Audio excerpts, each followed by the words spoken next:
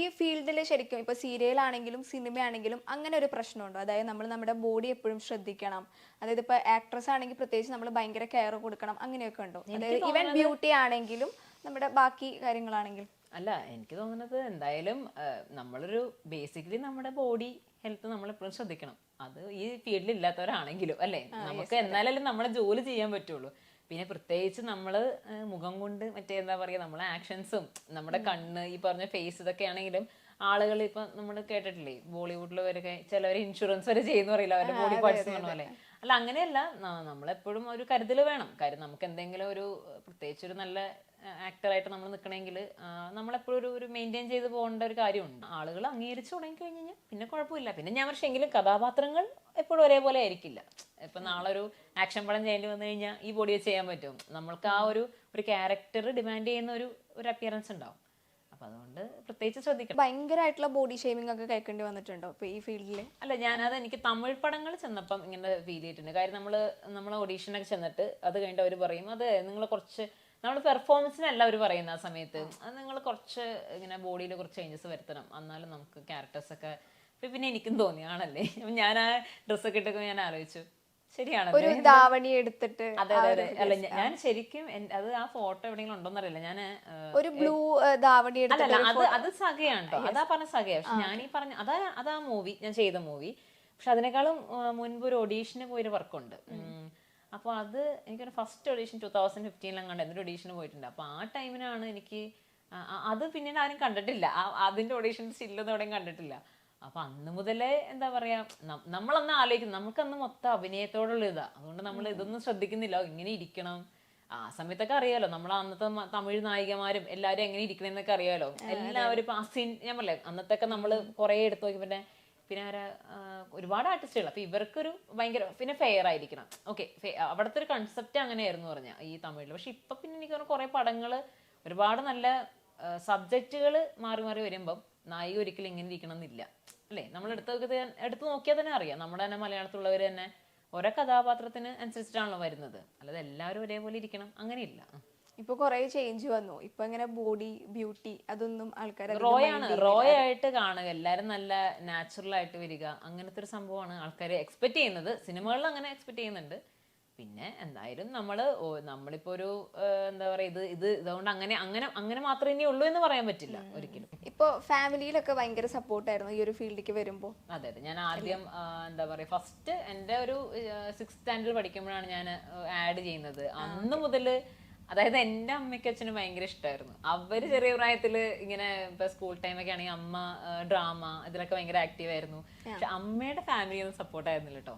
അതായത് പണ്ടുള്ള ആൾക്കാർക്കൊരു ഇപ്പോഴും ഉണ്ടെന്ന് തോന്നുന്നു, അതായത് ഫിലിമും അതുപോലെ തന്നെയാണ് ഈ പാർലർ ഉണ്ടല്ലോ, ബ്യൂട്ടി പാർലർ, ഇതൊന്നും ഇഷ്ടമല്ല. പക്ഷെ പണ്ടത്തെ ആൾക്കാർക്ക് എന്ന് പറഞ്ഞാൽ അതിലേക്ക് പോകുന്നവരൊക്കെ ചീത്തയാ, അങ്ങനെ ഒരു സംഭവം ഉണ്ട്. പഴയ അമ്മമാർക്കും അങ്ങനെയുണ്ട്. അപ്പൊ അങ്ങനെയൊക്കെ ഉള്ളതുകൊണ്ട് അമ്മയ്ക്കൊന്നും അന്നത്തെ സമയത്ത്, ഇപ്പൊ ഒരു 10th സ്റ്റാൻഡേർഡ് +1 +2 പഠിച്ചപ്പോൾ അമ്മയ്ക്കൊന്നും വരാൻ പറ്റിയിട്ടുണ്ടായില്ല. പക്ഷെ പിന്നീട് അമ്മ പക്ഷെ വർക്ക് ചെയ്തിട്ടുണ്ട് കേട്ടോ. കാര്യം അമ്മയ്ക്ക് കുറച്ച് ഫ്രണ്ട്ഷിപ്പും കുറച്ച് കോണ്ടാക്ട്സ് ഉള്ള അമ്മ 2-3 മൂവീസ് ഒക്കെ ചെയ്തിട്ടുണ്ട്. പക്ഷെ നമ്മുടെ ഫീൽഡ് അമ്മ HR റിക്രൂട്ട്മെന്റ് ഫീൽഡിലായിരുന്നു. ഇപ്പം അതുപോലെ തന്നെ എന്താ പറയാ, എപ്പോഴും നമ്മുടെ കൂടെ ത്രൂ ഔട്ട് ഉണ്ട്. കാര്യം അമ്മ ഏത് വർക്കിലായിക്കോട്ടെ അമ്മയുടെ ഒരു ഗൈഡൻസ് എല്ലാ കാര്യങ്ങളും ഉണ്ട്. അച്ഛനാണെങ്കിലും അതാണ് ഏറ്റവും വലിയൊരു ശക്തി. കാര്യം അവർക്ക് ഇഷ്ടമല്ലായിരുന്നെങ്കിൽ എനിക്ക് ഭയങ്കര ബുദ്ധിമുട്ടായിരുന്നേനെ, ഉള്ള കാര്യം പറയാം. കാര്യം എന്ന് വെച്ചാൽ ഞാൻ കുറച്ചൊക്കെ എന്ന് പറഞ്ഞാൽ നമ്മുടെ വീട്ടുകാരെന്ത് പറയുന്നു ഇതൊക്കെ നമ്മൾ ശ്രദ്ധിക്കുന്നതാണ്. എപ്പോഴും നമ്മൾ അപ്ഡേറ്റ് ചെയ്യുക, അങ്ങനത്തെ ഒരു സ്വഭാവമാണ് എൻ്റേത്. അപ്പം അതുകൊണ്ട് അവരന്ന് ഭയങ്കരമായിട്ട് എതിർത്തിരുന്നെങ്കിൽ ഒരുപക്ഷെ ഭയങ്കര ബുദ്ധിമുട്ടായിരുന്നേനെ വരാൻ വേണ്ടി. പിന്നെ ഞാനങ്ങനെ എനിക്ക് തോന്നണേ ആഗ്രഹം ഉണ്ടായിരുന്നെങ്കിലും ആ തുടക്കകാലം എനിക്ക് അങ്ങനെ ഒരുപാട് ഹാർഡ് വർക്ക് ചെയ്യേണ്ടി വന്നിട്ടില്ല. ആ ഒരു സപ്പോർട്ട് എനിക്ക് ഉണ്ടായതുകൊണ്ട്. പക്ഷെ ഇനി അങ്ങോട്ട് നന്നായിട്ട് ഹാർഡ് വർക്ക് ചെയ്യണം. കാര്യം എന്ന് വെച്ചാൽ നമ്മൾ ഈ പറഞ്ഞ പോലെ നമ്മുടെ ടാലന്റ് ആണെങ്കിലും പിന്നെ നമുക്കൊരു പ്ലാറ്റ്ഫോം ഉണ്ടല്ലോ. ഇപ്പൊ ഞാൻ ഇന്ന് ആളൊരു സിനിമയെ മാത്രമല്ല, നമ്മളിപ്പോൾ ഒരു കണ്ടന്റ് അവതരിപ്പിക്കുകയാണ്. നമ്മളൊരു ദിവസം കൊണ്ടാണ് ആളുകൾ നമ്മുടെ ഇത് ഇത്രയും ഭയങ്കര രസമായിട്ടാണ് ഇവർ ചെയ്യുന്നത്, നമുക്ക് അതനുസരിച്ചുള്ള ഒരുപാട് കാര്യങ്ങൾ സംഭവിക്കുന്ന ഓപ്പർച്യൂണിറ്റീസ് വരുന്നുണ്ട്. അപ്പൊ അതുകൊണ്ട് നമ്മൾ ഈ ഫീൽഡിൽ ഇങ്ങനെ തന്നെ നിന്ന് പോകണം. അതിനെന്തായാലും പാരന്റ് സപ്പോർട്ട് ഉണ്ട്. ഇനി എങ്ങനത്തെ കഥാപാത്രങ്ങൾ ചെയ്യണം എന്നിപ്പോ ആഗ്രഹം ഇനിയുള്ളത്? എനിക്ക് കഥാപാത്രം എനിക്ക് ഭയങ്കര ടഫായിട്ടുള്ള ക്യാരക്ടേഴ്സ് ചെയ്യണമെന്ന് ആഗ്രഹമുണ്ട്. അതെ, അതായത് ഇപ്പം നമ്മളുടെ ഒരു നേച്ചർ, എൻ്റെ ഒരു നോർമൽ ബിഹേവിങ് സ്വഭാവങ്ങളൊക്കെ എല്ലാവർക്കും അറിയാൻ പറ്റും നമ്മൾ ചെയ്യുമ്പോൾ. അതല്ലാതെ വേറൊരു ക്യാരക്ടർ മാത്രമായിട്ട് നമ്മളെ കാണണം. ആ കഥാപാത്രത്തിൽ ഞാൻ ഉണ്ടാവരുത്. തീർച്ചയായിട്ടും ഇപ്പം എനിക്ക് തോന്നുന്നു ഒരു പരിധി വരെ ഇപ്പം ലാസ്റ്റ് ചെയ്ത പാർട്ട്നേഴ്സിൽ തമിഴ് ക്യാരക്ടറായിരുന്നു അഴകി എന്ന് പറഞ്ഞ്. സ്ക്രീൻ സ്പേസ് വെച്ച് നോക്കുകയാണെങ്കിൽ സ്ക്രീൻ സ്പേസ് ഉണ്ട്, പക്ഷേ തമിഴ് ക്യാരക്ടർ ആയതുകൊണ്ട് തമിഴ് ഡയലോഗ്സ് ആണ് ഡെലിവർ ചെയ്തിരിക്കുന്നത്. അപ്പം ഫ്രെയിമിൽ വരുമ്പോൾ ഒരാൾ നിൽക്കുന്ന പോലെ ഫീൽ ചെയ്യുന്ന ആൾക്കാർ പറഞ്ഞിട്ടുണ്ട്. തീർച്ചയായിട്ടും അത് വേറൊരാളായിരുന്നല്ലോ, ഈ ആളായിരുന്നു ചെയ്തതെന്ന്. അപ്പം ഞാൻ പറയും ഇനി കുറച്ചും കൂടെ നല്ല സ്ട്രോങ് ആയിട്ട് ക്യാരക്ടേഴ്സ് വരുമ്പോൾ ഡെഫിനറ്റ്ലി എന്താ പറയുക, അങ്ങനെ തന്നെ ഓരോ കഥാപാത്രത്തെ നമ്മൾ ഓരോ വ്യക്തികളാണ് എന്ന് തോന്നിക്കുന്ന രീതിയിൽ ചെയ്യണം. പക്ഷെ എനിക്ക് തോന്നുന്നു പാർട്ട്നേഴ്സിന്റെ പോസ്റ്റർ കണ്ടപ്പോ ധ്യാനിന്റെ പേരായിട്ടാണ് ധ്യാനിന്റെ പേര് ആക്ച്വലി അതിനകത്ത് അങ്ങനെ ഒരു പേര് ആണ്, ഒരു പേര് വെച്ചിട്ട് സ്ട്രോങ് ആയിട്ട് പോയി ലീഡ് സ്റ്റോറി അല്ല അത്. ഇപ്പൊ ധ്യാനിന്റെ പേരായിക്കോട്ടെ സാറ്റ്ന ടൈറ്റസ് ആണ് പേരായിട്ട് അവതരിപ്പിച്ചിരിക്കുന്നത്. അപ്പം അവരുടെയും അങ്ങനെ ഒരു അതിനകത്ത് സ്റ്റോറിയാണ് അതിനകത്ത് ഹൈലൈറ്റ്. അപ്പം ധ്യാനിന്റെ കൂടെ കോമ്പിനേഷൻസ് ഉണ്ടായിരുന്നു. പിന്നെ നമുക്കും ഒരു അപ്രീസിയേഷൻ കിട്ടിയെന്നുള്ള കാര്യമാണ്. ഇപ്പൊ സഞ്ജു ശിവറാം ഞങ്ങളുടെ ആ ഒരു കോംബോയ്ക്കും ഒരു ഇത് കിട്ടിയിട്ടുണ്ട് എന്തായാലും. അപ്പം ഇനി നല്ല നല്ല സബ്ജക്ട് മെജോറിറ്റി ആൾക്കാരും ആ ഒരു രീതിയിലാണ് ചിന്തിച്ചിട്ടുള്ളത്. ഇപ്പൊ നമ്മള് പോസ്റ്റിന് താഴെയൊക്കെ എടുത്തു കഴിഞ്ഞാൽ അതിപ്പോ എന്താ വെച്ചാല് പിന്നെ എനിക്ക് തോന്നുന്നു ആ സമയത്ത് വേറൊരു കാര്യം കൂടെ എന്ന് വെച്ചാൽ ഇപ്പൊ നമ്മൾ 3 പേര് ദേവകി രാജേന്ദ്രൻ മെയിൻ ക്യാരക്ടർ ചെയ്തിട്ടുണ്ട്. പാർട്ട്നേഴ്സിൽ ഒരു പാർട്ട്ണറായിരുന്നു ദേവകി. അപ്പം അവർക്കൊന്നും എത്താൻ പറ്റിയില്ല ഈ സമയത്ത്. അപ്പൊ ഇവരൊന്നും ഉണ്ടായിരുന്നില്ല. അപ്പൊ നമുക്ക് ആ ടൈമിന് നമ്മൾ ത്രൂ ഔട്ട് ഉണ്ടായിരുന്നു, പ്രൊമോഷനിലും കാര്യങ്ങളൊക്കെ ഉണ്ടായിരുന്നു.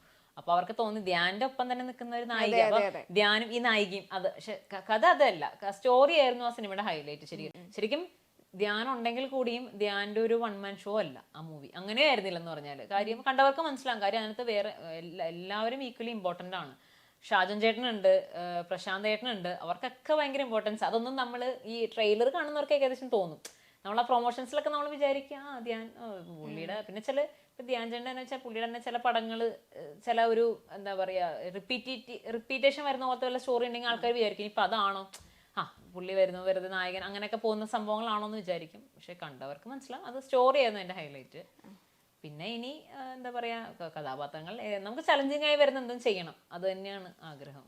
അത് പറഞ്ഞപ്പോഴാ ധ്യാനിന്റെ കൂടെയുള്ള ആ ഒരു എക്സ്പീരിയൻസ് എങ്ങനെ ഉണ്ടായിരുന്നു? അറിയാലോ ധ്യാൻ ഇന്റർവ്യൂ സ്റ്റാർ എന്നൊക്കെയാണ് ഓൾറെഡി പറയുന്നത്. അപ്പൊ എങ്ങനെ ഉണ്ടായിരുന്നു? എനിക്ക് തോന്നുന്നു 2021 തന്നെ അല്ല, ആ സമയത്തൊന്നും ചേട്ടൻ ഇത്രയും ഇല്ല, പുള്ളിക്കാരൻ ഇത്രയും കൊടുത്തിട്ടില്ല. അന്ന് അത്രയും വന്നിട്ടില്ല, ഒരു 2-3 വർഷം. ഓക്കെ അല്ല, അവര് ഏകദേശം ഇതുപോലെയൊക്കെ തന്നെ സെറ്റ് ചെയ്ത്. ഞാൻ ആ സമയത്ത് ഞങ്ങൾ തമ്മിൽ സംസാരിച്ചിട്ടുള്ള സമയത്തൊക്കെ തന്നെ പറഞ്ഞാൽ ഞങ്ങൾ ഈ പിറ്റേഴ്സിനെ പറ്റിയൊക്കെ ഞാൻ ഭയങ്കര ആധികാരികമായിട്ടൊക്കെ സംസാരിച്ചിട്ടുണ്ട്. ഞങ്ങളങ്ങനെ കോമ്പറ്റീഷനിലൊക്കെ പോയി കഥയൊക്കെ പറഞ്ഞ് വന്നിട്ടുണ്ട്. അപ്പൊ പുള്ളിക്കാരൻ നീ ഇതൊക്കെ ചെയ്യോ, അത് ശരി. എന്നിട്ട് അപ്പൊ പുള്ളി നമ്മളെ പ്രോത്സാഹിപ്പിക്കണ പോലെ കുറച്ച് തമാശയാണ് ആള്, പക്ഷെ എങ്കിലും ഭയങ്കര ഫ്രണ്ട്ലി ആയിട്ടൊക്കെ തന്നെ നല്ല രസമാണ് സംസാരം എന്ന് പറഞ്ഞ ആള്. എനിക്ക് തോന്നുന്നു കൂടുതൽ ഇവരൊക്കെ തന്നെയാണ് ആ എക്സ്പീരിയൻസ് ആയിട്ടുള്ളത്. ഇപ്പം സഞ്ജു ശിവറാം ഇവരൊക്കെ തന്നെ പറഞ്ഞിട്ടുണ്ട് അവർ ഭയങ്കര ഫ്രണ്ട്സ്, നല്ല ബോണ്ടായി. കാര്യം എന്ന് പറഞ്ഞാൽ പുള്ളിയുടെ ലൈഫിലെ എക്സ്പീരിയൻസും കാര്യങ്ങളും ഇതുപോലെ ഒരു ഷെയർ ചെയ്യുന്ന ഒരു ആർട്ടിസ്റ്റ് അവർ പോലും വേറെ വർക്ക് ചെയ്തിട്ടില്ലെന്ന്. കാര്യം മറ്റേ ഇതുണ്ടല്ലോ, കാര്യം ഇപ്പോൾ ഒരു ആക്ടറിന്റെ മകനാണ്, അവർ ഡയറക്ടറാണ് അല്ലേ. അപ്പൊ അങ്ങനെ കുറെ മേഖല ചെയ്തിട്ടുണ്ടെങ്കിലും ഇവരോടൊക്കെ വളരെ അത്രയും ഈസി ആയിട്ടാണ് സംസാരിക്കുന്ന രീതിയിൽ തഗ് ഡയലോഗുകളൊക്കെ പറയും. അതെ, അതൊരു കഴിവാണ് ശരിക്കും പറഞ്ഞാൽ. അതാണ് നമുക്ക് വേണ്ടത് അല്ലേ. അതുകൊണ്ടാണ് കാര്യം ഒരു ഡയലോഗ് കിട്ടുമ്പോഴേ തിരിച്ച് പറയാനുള്ളൊരു നമ്മൾ പറയില്ലേ ഇങ്ങനെ, അതൊരു കഴിവ് തന്നെയാണ് ശരിക്കും. അതെന്ന് വെച്ചാൽ പുള്ളി ഭയങ്കര സ്മൂത്ത് ആയിട്ട് അത് പറയുന്നത് ഞാൻ തന്നെ ഇങ്ങനെ ശ്രദ്ധിക്കാറുണ്ട്. അതായത് കേൾക്കുന്നവർക്ക് ആർക്കും ഇറിറ്റേഷൻ തോന്നുന്നില്ല. പിന്നെ ഞാൻ പറഞ്ഞ ചില ആൾക്കാരുണ്ട് ഈ പറഞ്ഞ പോലെ പുള്ളിയുടെ എന്നും നമ്മൾ എല്ലാവരെയും എപ്പോഴും കണ്ടുപിടിക്കുമ്പോൾ ആൾക്കാർക്ക് പിടിക്കില്ലല്ലോ, ഒരു പിടിക്കാൻ. അപ്പോൾ ഇയാള് വരുന്നുണ്ട് അങ്ങനെ പറയുന്ന ആൾക്കാരുണ്ട്. പക്ഷെ പുള്ളി എപ്പോഴും എന്തെങ്കിലും പുതുമ കൊണ്ടുവരുന്നുണ്ട്. പുള്ളി കാരണം എനിക്ക് തോന്നുന്നു ഇന്റർവ്യൂസ് കൂടിയത് തന്നെ പുള്ളി കാരണം. എനിക്ക് സംശയമുണ്ട് ഇപ്പൊ. അതുകൊണ്ടല്ലേ ഇന്റർവ്യൂ കിങ്, ഇന്റർവ്യൂ സ്റ്റാർ അങ്ങനെയൊക്കെ പറഞ്ഞുകൊണ്ടിരിക്കുന്നത്. പറയുമ്പോ ധ്യാനിന്റെ ഇന്റർവ്യൂ ഉണ്ടെങ്കിൽ വൈറൽ കണ്ടന്റ് രീതിയിൽ വരെ. എന്നിട്ട് എനിക്ക് തോന്നുന്നു പുള്ളിയുടെ കൂടെ തന്നെ വർക്ക് ചെയ്യാൻ അടുത്ത ഇന്റർവ്യൂ ചെയ്താൽ പൊളിക്കണോട്ടോ ഒന്ന് അങ്ങനെ പറഞ്ഞ ആൾക്കാരുണ്ട്. ശരിയാ, നമുക്ക് പറഞ്ഞില്ലേ ഇപ്പൊ ആൾക്കാർക്ക് ഇവരുടെ ഓൺ ഫ്രെയിം മാത്രമല്ല ഇവരെങ്ങനെയാണ് റിയാലിറ്റി സംസാരിച്ച് കാണുന്ന ഇഷ്ടമുള്ളവരുണ്ടാവുമല്ലോ. അല്ല, പുള്ളി അങ്ങനെ തന്നെയാ കേട്ടോ, ഓൾമോസ്റ്റ് അങ്ങനെ തന്നെയുള്ള ആളാ. ഇനി വരാൻ പോകുന്ന പുതിയ പ്രൊജക്റ്റും കാര്യങ്ങളൊക്കെ ഇനി വരുന്നത് വെച്ചാൽ ഇനി ഒരു വെബ് സീരീസ് വരുന്നുണ്ട് നമ്മുടെ സൈജു SS അവരുടെ നമ്മുടെ ഇരയുടെ ടീമിന്റെ വെബ് സീരീസ്. ഞങ്ങളത് പ്ലാറ്റ്ഫോം ഇപ്പൊ ഡിസൈഡ് ചെയ്തിട്ടില്ല. അത് നമ്മളൊരു ചാനൽ ബേസ് പോലെ ചെയ്യാനാണ് ഉദ്ദേശിക്കുന്നത്, ഒരു ത്രൂ ഔട്ട്. അപ്പൊ നമ്മൾ ലീഡ് തന്നെയാണ് അതിൽ വരുന്നത്. അതൊരു ഫീമെയിൽ ഒരു സബ്ജക്റ്റ്. അതിനെപ്പറ്റി ഒന്നും നമ്മളിപ്പം ഒഫീഷ്യലായിട്ട് ഒന്നും പറഞ്ഞിട്ടില്ല. അത് ഡിസ്കഷനൊക്കെ ചെയ്ത് അതിന്റെ സ്ക്രിപ്റ്റിംഗ് ഒക്കെ കഴിഞ്ഞിരിക്കുകയാണ്. പിന്നെ ഇതുപോലെ തന്നെ ഒരു ഫിലിം വേറെ വർക്ക് വരുന്നുണ്ട്. അതും അതിന്റെയും ഞാൻ പറഞ്ഞ ഒരു ഒഫീഷ്യൽ ആയിട്ടുള്ള ഒരു ഇത് അനൗൺസ്മെന്റ് ചെയ്തിട്ടില്ല. അതെ അത് എനിക്ക് സർപ്രൈസ് ആവട്ടെ അങ്ങനെയാണെങ്കിൽ. അങ്ങനെ വെയിറ്റിംഗ്. സീരിയലാണെങ്കിലും അല്ല അതും എടുത്ത് പറയേണ്ടതാണ്. അതായത് ഇനിയിപ്പോ ആൾക്കാരായിരിക്കും ഇനിയിപ്പോ ഇവള് സീരിയലൊന്നും ചെയ്യണില്ല അങ്ങനെയല്ല. സീരിയല് നല്ല സബ്ജക്റ്റ് വരുമ്പോൾ എപ്പോഴും ചെയ്യും. സീരിയൽ അങ്ങനെ തന്നെയാണ്. സീരിയലില് തീർച്ചയായിട്ടും ഡെഫിനറ്റ്ലി നമ്മളുടെ ഗ്രാഫ് താഴ്ന്നു പോകാത്ത രീതിയിലുള്ള ക്യാരക്ടേഴ്സ് വന്നു കഴിഞ്ഞാൽ ഉറപ്പായിട്ടും ചെയ്യും. ഇപ്പം നമ്മള് എന്താ പറയുക, ഇന്നലെ വരെ നമ്മൾ നന്നായിട്ട് ചെയ്തിട്ട് ഇനിയിപ്പോൾ നമുക്കൊരു ജസ്റ്റ് ഒരു വെറും ക്യാരക്ടറാണ് എന്ന് പറയുമ്പോൾ നമുക്കുണ്ടാകുന്ന ഒരു ഇമോഷണൽ ഒരു ഫീൽ ഉണ്ടല്ലോ. ഇത് നമുക്കൊന്നും ചെയ്യാനില്ലല്ലോ എന്ന്, നമുക്ക് എന്തെങ്കിലും ചെയ്യാൻ വേണ്ടേ ഒരു സംഭവം ചെയ്യുമ്പോൾ. അപ്പൊ അതെന്തായാലും നായികയായിട്ടാണോ വില്ലത്തിയായിട്ടാണോ? എനിക്ക് തോന്നുന്നു ഇനിയൊരു വില്ലത്തിയായിട്ട് തന്നെ ചെയ്യണം. ഇനിയൊരു വില്ലത്തിയായിട്ട് വരണം. എനിക്ക് തോന്നുന്നു ഫേസിൽ കുറച്ചും കൂടി വില്ലത്തിയാണ് സെറ്റ് ആവാൻ തോന്നുന്നു. അങ്ങനെയുണ്ടോ? അങ്ങനെയുണ്ടോ? ഈശ്വരാ, എന്റെ ഫേസ് കണ്ടിട്ട് വില്ലത്തിയാണ്. ഓക്കെ, നിന്നിപ്പോ ഞാൻ ഇങ്ങനെ നമ്മുടെ അർച്ചന സുശീലൻ ചെയ്ത ക്യാരക്ടർ ഉണ്ടല്ലോ, ഗ്ലോറിയ. അപ്പൊ ഇപ്പോഴും അവർക്ക് വില്ലത്തി റോളാണ് പറ്റുള്ളൂ എന്നുള്ളൊരു ചിന്തയിലുണ്ട്. പക്ഷെ ശരിക്കും അങ്ങനെ ഇല്ല കേട്ടോ, ഏത് റോളും നമുക്ക് ചെയ്യാം. അതെ അല്ല അതിലാണ് കാര്യം. ഞാൻ പറഞ്ഞല്ലോ രണ്ട് ക്യാരക്ടേഴ്സ് ആയിരുന്നു. അതായത് ഇപ്പൊ മറ്റസാരി ചെയ്ത ക്യാരക്ടർ ആവട്ടെ, അതിലൊരു Thikkurissy foundation new face award വരെ കിട്ടിയായിരുന്നു അതിന്റെ പെർഫോമൻസില്. പക്ഷേ ഭാഗ്യലക്ഷ്മി ആവട്ടെ, അത് എടുത്തു നോക്കിയാൽ തന്നെ അറിയാം. ശരിക്കും പറഞ്ഞാൽ എനിക്ക് ആദ്യത്തെ ഒരു 1 month ഒക്കെ എനിക്ക് ഭയങ്കര ബുദ്ധിമുട്ടായിരുന്നു അഭിനയിക്കാൻ. കാര്യം പുരുഷോത്തമൻ സാറിനോട് ചോദിച്ചാൽ മനസ്സിലാകും. കാര്യം ഞങ്ങളിങ്ങനെ എന്നും കമ്മ്യൂണിക്കേറ്റ് ചെയ്യുന്ന നീരജ അത് കുറച്ചും കൂടെ മോൾഡ് ചെയ്യണം ക്യാരക്ടർ ആവാൻ വേണ്ടി. കാര്യം അതൊരു വേറെ 3 അനിയത്തിമാരുണ്ട്, മൂത്ത ആളാണ്. അപ്പം നമ്മൾ കുറച്ചും കൂടെ റെസ്പോൺസിബിൾ ആണ്, നേച്ചർ വേറെയാണ്, അതൊക്കെ ഉണ്ട്. അങ്ങനെ അത് വേറൊരു കഥ. പക്ഷെ അത് കുറച്ച് കഴിഞ്ഞപ്പോൾ സീരിയലിന്റെ പ്രത്യേകത വെച്ചാൽ പിന്നെ നമ്മൾ ഫാമിലി ആയി. കുറച്ച് കഴിഞ്ഞപ്പോൾ നമ്മൾ ആ കഥാപാത്രമായി മാറി. കാര്യം 1 മാസം കൊണ്ട് ഈ കഥ തീരുന്നില്ലല്ലോ. ഇതിങ്ങനെ 4 വർഷമൊക്കെ പോകുമ്പോഴത്തേക്കും പിന്നെ നമ്മൾ ആ ഒരു കഥാപാത്രമായി ലക്ഷ്മി പ്രഭ എന്ന് പറഞ്ഞ ക്യാരക്ടറായി മാറി. അപ്പൊ ആളിങ്ങനെയാണ് നടക്കുന്നത്, ആളുടെ രീതികൾ ഇങ്ങനെയാണ്. അപ്പൊ അങ്ങനെ അതുകൊണ്ട് സീരിയൽ എന്തായാലും ഡെഫിനറ്റ്ലി ഞാൻ ചെയ്യും. അത് പക്ഷെ എനിക്ക് ഈ നായിക കരയുന്നതിനോട് ഇപ്പോഴും കുറച്ചൊക്കെ കരയാം, കുറച്ചൊക്കെ സിറ്റുവേഷൻ ആവാൻ കരയാം. പക്ഷെ ആ ഒരു കരച്ചിൽ പരിപാടി ഉണ്ടല്ലോ, കരച്ചിൽ തന്നെയാണ് നമ്മൾ കാണാൻ പറഞ്ഞാല് ഭയങ്കര പണിയാണ്. എന്ന് വെച്ചാൽ അഭിനയിക്കുന്നതിന്റെ അല്ല, ഒരു നമുക്ക് എന്തിനാണ് നമ്മൾ അങ്ങനെ ചെയ്യണമെന്ന് അയച്ചു. എന്തിനാണ് വെറുതെ എന്ത് പറഞ്ഞാലും കരയുന്നൊരു നായിക? ആരെങ്കിലും അങ്ങനെ ചെയ്യോ ഇപ്പോഴത്തെ കാലഘട്ടത്തിലല്ല? അങ്ങനെ ആരെങ്കിലും പ്രതികരിക്കുമോ? എന്ത് പറഞ്ഞാലും കരയിരുന്നു ഇല്ല. അപ്പൊ അതുകൊണ്ടാണ് അതൊരു ലോജിക്ക് പ്രശ്നമുണ്ട് അവിടെ, ചെറിയ പ്രശ്നമുണ്ട് അവിടെ. അതൊന്ന് മാറ്റി പിടിക്കേണ്ട സമയമായിരിക്കും എന്തായാലും. പാറ്റേൺ മൊത്തത്തിൽ മാറ്റാം. അല്ല അത് പാറ്റേൺ മൊത്തത്തിൽ എന്ന് പറഞ്ഞാൽ ഞാൻ പല കാര്യങ്ങളുണ്ട്. ഇതിപ്പോ ഞാൻ ഇവിടുന്ന് പറഞ്ഞുകൊണ്ട് ചെയ്യുന്നൊരു കാര്യമല്ല, ഫിനാൻഷ്യലിന്റെ കാര്യങ്ങളുണ്ട്. കാര്യം ഇത് ലാഭം ഉണ്ടാക്കുന്ന പരിപാടികളൊക്കെ ഉണ്ടല്ലോ ഇതിനകത്ത്. അപ്പൊ അതൊക്കെ വെച്ചിട്ടാണ്. പക്ഷെ എങ്കിലും നല്ല സംഭവങ്ങൾ. പക്ഷെ ഈ പറഞ്ഞ സംഭവത്തിന് അതിനായി വെയിറ്റ് ചെയ്തിരിക്കുന്ന കുറെ ഫാമിലി ഓഡിയൻസ് ഉണ്ട്. ഏത് കാര്യത്തിന്? അതായത് ഈ ഒരു കരച്ചില് അങ്ങനെ ചിന്തിക്കുന്ന കുറച്ച് ആൾക്കാരുണ്ട്. അല്ല, അങ്ങനെ ചിന്തിക്കുന്ന ആൾക്കാരാണ് ഇപ്പോഴും കണ്ടിന്യൂ എങ്കിലും ഉറപ്പായിട്ട് ഇവരാരും ഇത് മാറ്റാൻ പോണില്ല. ഇത് തന്നെ കൊണ്ടോ കാര്യം. അത് ഞാൻ പറഞ്ഞത്, അത് ശരിക്കും മലയാളികളുടെ ഇപ്പൊ നമ്മള് ഇവിടുത്തെ ആൾക്കാരാണല്ലോ. അപ്പൊ അതുകൊണ്ട് നമ്മുടെ തന്നെ മനസ്സാന്ന് പറയേണ്ടി വരും. അതായത് അപ്പുറത്തെ വീട്ടിലെ കുറ്റം കാണണം, അപ്പൊ അവര് 2 കൊടുത്തിട്ട് കരയിപ്പിക്കണം. ആ ഒരു ആറ്റിറ്റ്യൂഡാണ് കാണണമെങ്കിൽ ശരി, സ്വന്തം വീട്ടിലൊന്നും കാണുന്നുണ്ടാവില്ല, അപ്പൊ ടി വിയിലെങ്കിലും കാണാമല്ലോ. അപ്പം ശരിക്കൊരു ഇതിനെപ്പറ്റി നമ്മൾ നേരത്തെ കേട്ടിട്ടില്ലേ, കുറച്ച് ടോക്സിക് കണ്ടന്റ് ആണ് കൊടുക്കുന്നത് അല്ലെ, സീരിയൽ കണ്ടിട്ട് പിള്ളേർ അങ്ങനെ ചെയ്യുന്നു ഇങ്ങനെ ചെയ്യുന്നു എന്നൊക്കെ പറഞ്ഞിട്ട്. അപ്പൊ അതാണ്.